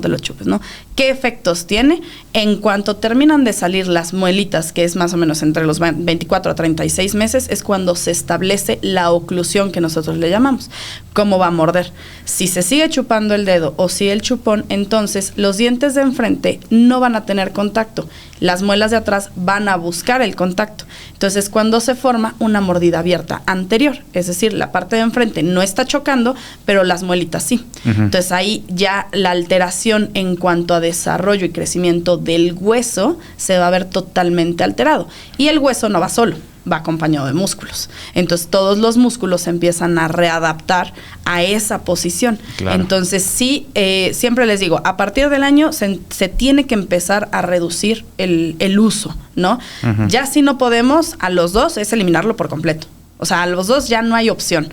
Biberón, chupón, dedo. Hay pacientes que llegan a los 5 o 6 años, es que no le puedo cortar el dedo, ¿no? Es correcto, entonces, sí. Hay muchos aditamentos para que no se lo chupen. O intercambiar, siempre el refuerzo positivo, siempre es como lo ideal, es no te lo chupes. Bueno, si durante tanto tiempo en la semana no te lo chupaste o no te vi que te lo estuviste chupando, entonces va a haber una recompensa, ¿no? Y hay unos aditamentos que son como unos guantecitos que se le ponen a los bebés para que no se lo puedan chupar. Eso de untar, por ejemplo, los que se muerden las uñas, ¿no? También Chile, que les untan todo, de todo. Entonces, no está mal, porque al final sí ha funcionado, pero se vuelve un poco molesto para el paciente. Entonces, más ver de dónde viene esa acción. O sea, el morderse de las uñas no va solo. El chuparse el dedo tampoco va solo. Entonces, sí es muy malo si pasamos los 2 años y sigue. ¿Por qué? Porque el crecimiento del hueso va a continuar y va a continuar adaptándose a que está algo ahí adentro, o sea, que está correcto en la boca. Entonces, sí puede ocasionar muchos problemas, hasta incluso, como lo mencionaba al principio, de respiración. ¿Por qué? Porque el dedo, cuando está pegado al paladar, se vuelve muy angosto y entonces el paladar es una bóveda y entonces me va a involucrar o me va a obstruir los espacios por donde entra el aire. Entonces ahí provoca que el niño empiece a respirar por la boca. Y los niños que respiran por la boca son pacientes que normalmente tú los ves y son ojerosos. ¿Por qué? Porque el jalar el aire por la boca no oxigena de la misma manera al cerebro que si respiramos por la nariz. Aparte de todo lo que involucra, no se seca la boca, las bacterias entran, entonces está no hay tanta saliva, entonces son como muchas cosas, pero principalmente son pacientes que todo el tiempo están cansados, no quieren hacer ninguna actividad, se cansan muy rápido al hacer ejercicio, entonces ya estamos, no solamente es el crecimiento del hueso, sino que ya está afectando la vida diaria, claro, incluso hasta en la postura. O sea, tú ves pacientes que son respiradores orales y normalmente son pacientes que están muy jorobados. ¿Por qué? Porque se adapta su cuerpo a una posición en la que la entrada de aire sea mayor. ¿Por qué? Porque su cuerpo lo está pidiendo. Entonces, sí es una cadenita que si no la paramos a los 2 años, se vuelve catastrófica, yo le digo, ¿no? Entonces, son pacientes bastante complicados. Entonces, hasta los 2 años, así ya como límite máximo de eliminarlo por completo. Pero a partir del año, tratar de irlo retirando, poco a poquito. Como siempre les digo, no hay ningún cambio que se pueda realizar de la noche a la mañana. Todo tiene que ser gradual. Los de biberón, igual. O sea, es que todas las noches no se duerme si no es con el biberón. Bueno, vamos a irlo bajando poco a poquito. A lo mejor van a pasar 1, 2, 3 noches con un lloriqueo espantoso, drama, pataleo, pero de ahí no va a pasar, ¿no? ¿Qué tanto también están dispuestos los papás a cambiarlo y a aguantarlo? Exactamente. Es correcto. Entonces, con el, digamos, con la lactancia, esa succión es totalmente distinto, me imagino. Porque es natural, exactamente. O sea, claro, la función de los músculos, y es que no está todo el tiempo. Entonces se pega, succiona, y sí hay una época ya muy al final, antes del desapego, en el que solamente quiere estar pegado. no succiona y a lo mejor ya ni leche hay, ¿no? Pero se queda pegado por ese apego a mamá, y el hábito, ¿no? También. Pero si te fijas, el pezón no es tan largo. Ahora, también esa es otra cosa. La anatomía de los biberones y de los chupones normalmente son redondos. O sea, no tienen nada parecido con el pezón de la mamá, nada. Ahora, el pezón cuando se aplasta dentro de la boca hace como una pequeña curvita, o sea, no se curvea totalmente, pero se adapta a la forma del paladar. Y con la lengua es el efecto, digamos, que entre la succión y al presionar es como sale la leche. Entonces, es un efecto natural. El otro es una bolita. Entonces, ningún pezón es de esa anatomía, ninguno. Entonces, por eso es que se vuelve negativo, ¿no? Ahora, si hay ciertos chupones que son chupones anatómicamente adaptados a ciertas edades para que lo puedan ocupar sin provocar tantos riesgos o tantos daños, ¿no? O sea, más adelante. Sí hay unos que sí son muy recomendables, dependiendo de cada paciente, pero los que son, por ejemplo, el típico de la florecita, con miel adentro, aparte de todo, es el fatal, ¿no? Es el que menos recomendamos. Pero sí, al año y después, si no se pudo, a los 2 años como máximo. Y doctora, ¿un niño que se chupa los dedos es forzosamente un respirador oral? Generalmente sí, generalmente se desarrolla, ¿no? O sea, lo provocan, es un respirador oral provocado por la posición del paladar. Hay pacientes que se lo chupan y como no es tan frecuente o tan constante, y la intensidad, también la intensidad marca mucho, porque yo lo puedo tener ahí, pero no lo estoy succionando, ¿no? Pero si lo estoy succionando y estoy haciendo un efecto con los cachetes y con la lengua, entonces ahí se desarrolla peor el problema. Si solamente es mantenerlo ahí solamente por sentir algo en la boca, porque sí tengo muchos pacientes así, no provocan tantos daños. Entonces ahí depende mucho de la frecuencia, el tiempo que lleven y ¿cómo se llama? La intensidad con la que lo hacen. Entonces, cada paciente es diferente. La mayoría, o sea, yo te puedo decir a lo mejor un 85% son respiradores orales, ¿no? Por la posición en la que termina formándose el paladar, pero a los 6, 7, 8 años todavía es revertible. O sea, todavía podemos hacer muchas cosas antes de que lleguen allá a un problema mayor como una cirugía. Entonces, sí, depende mucho, pero la mayoría sí llegan a ser respiradores orales. Correcto. Yo tengo una duda en cuanto a que he estado viendo mucho en las redes sociales de que salen niños como de 2, 3 años y tienen los dientes súper pegaditos, como que se ven perfectos, ¿no? Y entonces dice, si tu hijo tiene los dientes así, entonces a los 6, 7 los va a tener apiñados. Entonces, esto sí es cierto, porque uno está muy contento, ¿no? Ve los dientes, mira, están derechitos y juntos, pero en realidad no tendrías que estar tan contento. No, sí, eso es mucho. Es que tienen los dientes muy separados. No, al contrario, alégrese, ¿no? Entonces ya es cuando les explico.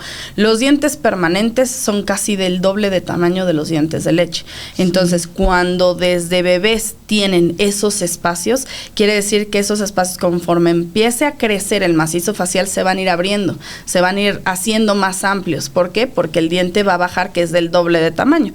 Entonces va a aprovechar esos espacios. Cuando no tienen espacio, normalmente está ligado a que no tuvieron una lactancia, ¿no? Entonces ahí es cuando no se desarrolla adecuadamente y van a tener los dientes súper pegados, súper encimados. ¿Por qué? Porque no tienen el espacio suficiente. Entonces sí, en efecto, que tengan los dientes tan pegaditos y así alineaditos como si hubieran tenido brackets, no es tan bueno como parece, ¿no? O sea, lo ideal es que sí tengan ciertos espacios entre unos y otros, ¿no? ¿Y hay algo que hacer o tenemos que esperarnos hasta que salgan los dientes? Pues no, sí se pueden hacer, dependiendo del tipo de problema que lleguemos a identificar. El problema se ataca en el momento en el que se diagnostica, ¿no? Entonces, tengo pacientes muy chiquitos, de 3, 4 años, que ya tienen una mordida cruzada, ¿no? Que ya la mandíbula ya está por delante de arriba. Entonces, ahí sí tengo que actuar en ese momento. ¿Por qué? Porque si no, el problema se me puede agrandar, se me puede complicar.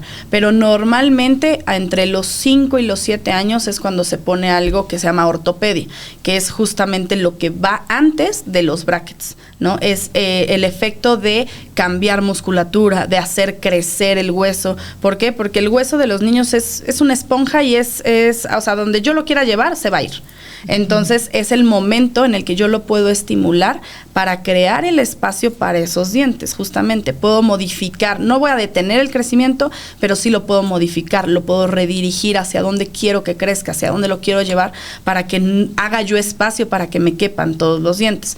Hay ocasiones, eso sí, en los que los dientes son tan grandes, por genética a lo mejor, en los que de plano ni aunque yo le haga todo el espacio, tampoco los puedo dejar con una bocota gigante, ¿no? Sí. Entonces, aunque yo haga todo el espacio, no voy a lograr que entren, pero a lo mejor planear bien el tratamiento en el que a lo mejor sí se van a quitar dientes permanentes para que quepan todos, pero no es ya hasta que está el problema ya hecho, ¿no? Hasta los 13, 14, 15, 16 años, ¿no?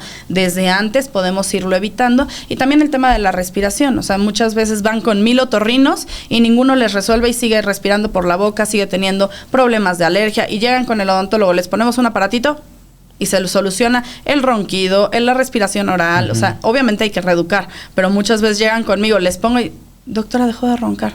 Pues es que el problema era oral, no de otorrino.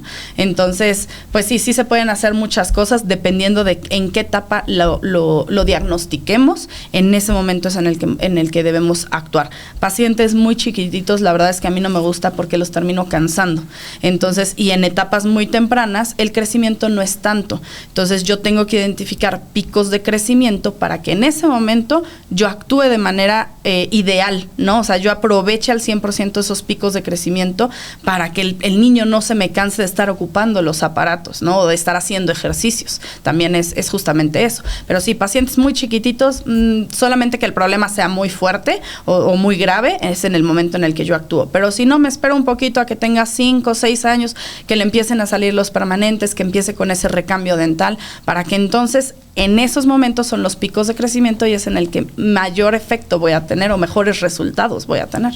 Correcto. Perfecto. Para la gente que tienen un estilo de vida ya más natural, en primera no usan pasta de dientes con flor.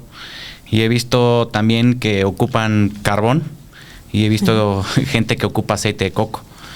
En estas personas que no se ocupa el flor, ¿hay algún conflicto?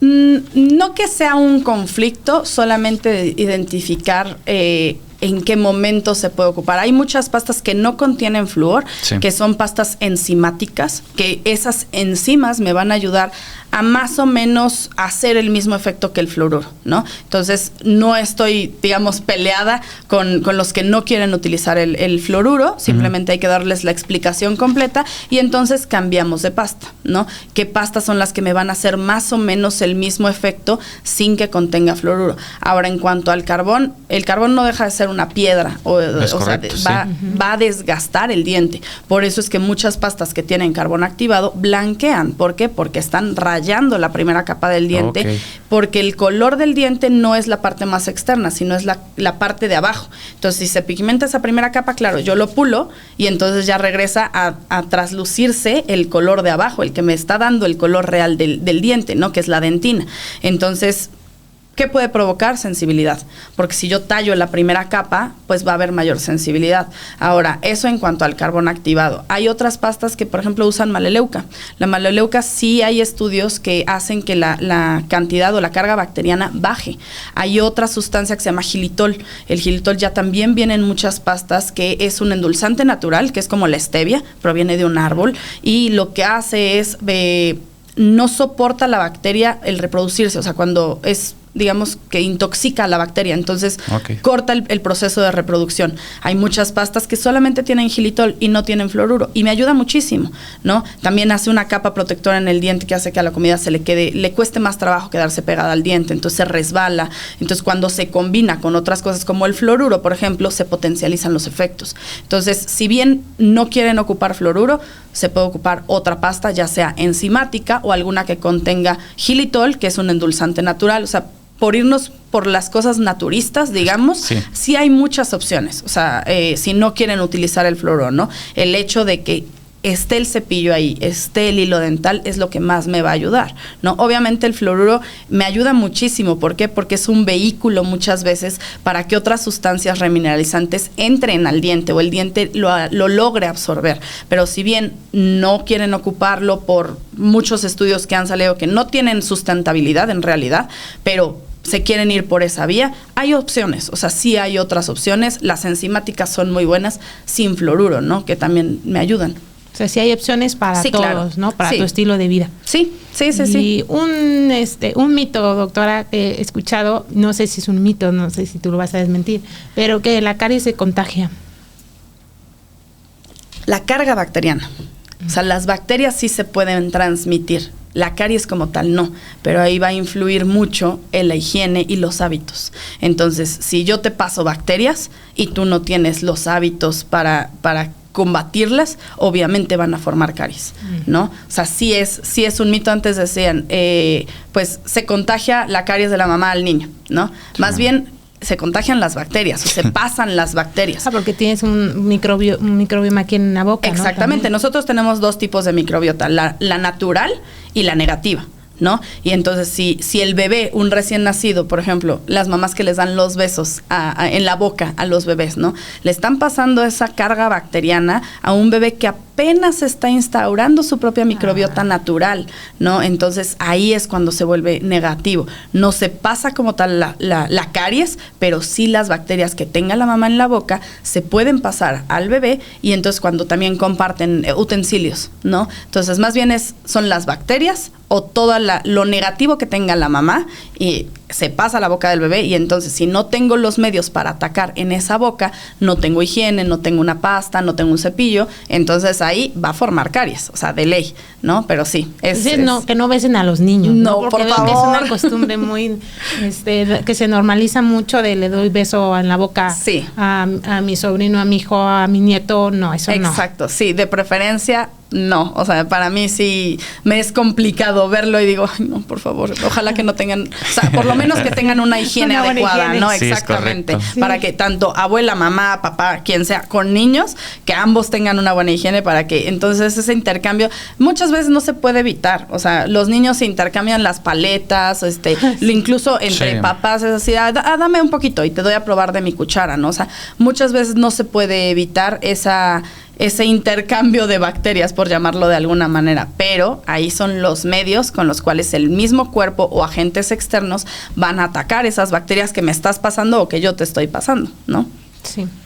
Muy bien, doctora. Pues ya hablamos de la caries como en general.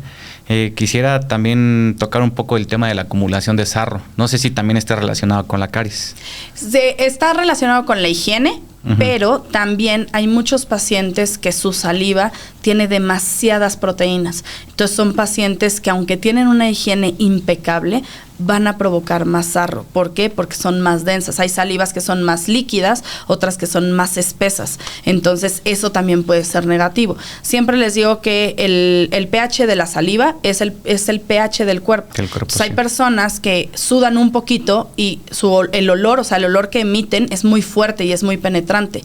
Y hay personas que pueden estar bañados en sudor y no huelen a nada, ¿no? Entonces eso tiene que ver porque es un medio de excreción de ciertas toxinas del cuerpo, tanto las lágrimas como el sudor como la saliva, por ahí se eliminan ciertas toxinas. Entonces hay salivas que son de pHs más densos, entonces son mayores provocadoras de sarro también, aunque tengan una higiene impecable. Entonces son pacientes que a lo mejor tengo que mandar unas pastas especiales que su saliva haga que, o sea, se vuelva un poquito más soluble y no sea tan densa y no me concentre tanto las bacterias. Y entonces, o sea, ahí influye mucho el tipo de pasta que yo le voy a mandar al paciente. Por ejemplo, el xilitol también hace que no haya tanta producción de sarro, ¿no? En pacientes que tienen una saliva súper viscosa, súper densa, con muchísimas proteínas. Entonces, no solamente es asociado a mala higiene, que sí es la principal, pero también influye mucho el pH de la saliva. Correcto. Doctora, para el enjuague bucal, para niños y para adultos, ¿sí se puede o no? Porque he estado escuchando mucho que nosotros tenemos, como decías, nuestro microbioma, la microbiota en la boca también, y tenemos tanto bacterias buenas como malas. Y como normalmente el enjuague tiene alcohol, entonces se está matando hasta lo bueno, ¿no? Sí. yo siempre les recomiendo que los enjuagues bucales sean sin alcohol, independientemente si es niño o si es adulto. ¿Por qué? Porque cualquier mínima lesión puede provocar más dolor o que se vuelva más grande. Por ejemplo, una úlcera, ¿no? Les va a arder muchísimo y al final las puede hacer más grandes.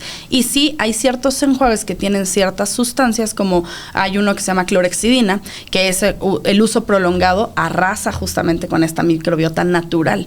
Entonces, sí, por eso es muy específico el enjuagues sin alcohol, principalmente, enjuagues que tengan algún aditamento extra para niños, específicamente como el xilitol. Hay también algunos enjuagues, pero sí, no todos los enjuagues son para todos, dependiendo del pH, y hay que identificar también la higiene, sobre todo, o sea, qué tipo de higiene está llevando, ¿no? ¿Y a partir de qué edad usamos para los niños el enjuague bucal? Yo se los recomiendo a partir de los 6 años, 5 o 6 años, ya que realmente pueda hacer el enjuague y pueda escupir adecuadamente para que no se lo trague. Si se lo traga no pasa nada, obviamente la cantidad que usamos es muy poquita, pero a muchos pacientes les puede caer un poco irritante, o sea les puede irritar al estómago. Entonces siempre les digo, a partir de los 5 o 6 años más o menos, puede ya empezar a ocupar el enjuague bucal, ¿no? Sin mayor problema. Y nada más, sí, todos los enjuagues bucales de niños actualmente ya casi ninguno, es 1 o 2 que son los que tienen alcohol, ¿no? Y siempre identificar que no contengan alcohol. Correcto. Perfecto, Doc. Pues ya para ir cerrando, digo, hay mucho todavía de qué platicar. Sí. Espero que nos puedas acompañar en otro episodio. Pero me gustaría que nos dieras una recomendación, un consejo para los papis que llevan por primera vez a los hijos al odontólogo, sobre todo para los papás que llegan a tener casos de autismo, síndrome de Down, TDAH. Algún consejo, porque pues de por sí lavar los dientes a los hijos es muy complicado. Ahora, llevarlo a un especialista donde lo va a tener con la boquita abierta, pues se nos complica mucho, la verdad. Claro, yo creo que el primer consejo o la primera petición hacia los papás es que no los espanten, ¿no? O sea, 1, que los lleven con el especialista, o sea, con un odontopediatra, y 2, que no sé, es que si no te cepillas te voy a llevar a que te saquen los dientes. ¿Por qué? Porque ya llegan con un miedo. Puede ser que también antes de la consulta les pongan algunos videos donde sale a que van al dentista, o sea, videos, hay una caricatura que es es un tigre, ¿sí? El tigre Toño.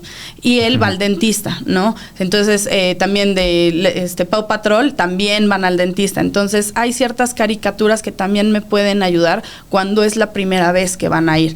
Pero sobre todo que el papá no me lo espante, ¿no? Es que te van a inyectar si no te cepillas los dientes. No, tampoco es así, porque entonces llegan y me dicen, tengo muchos dientes, pero no me vas a sacar dientes. No, a ver, te voy a revisar con un espejo, espera, ¿no? Y que sea un especialista. Ahora, los papis que tienen un paciente que de por sí es más complicado de lo normal, ¿por qué? Porque a lo mejor no se sabe comunicar, que estén al pendiente de datos pequeñitos, ¿no? Y que sean más preventivos, que sea un efecto más preventivo. Los cepillos eléctricos son muy buenos, las pastas, o sea, todos los agentes, si bien no podemos hacer el cepillado al 100%, todos los agentes que nos puedan ayudar externos, las pastas o cepillos pues dinámicos, nos pueden ayudar mucho, pero las revisiones sí tienen que ser a lo mejor un poquito más constantes, ¿no?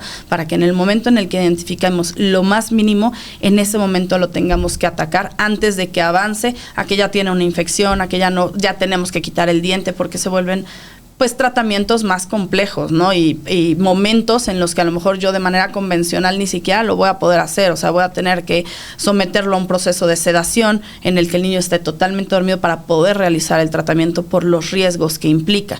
Entonces, hay medios, sí, o sea, existen muchas opciones, pero lo ideal sería la prevención.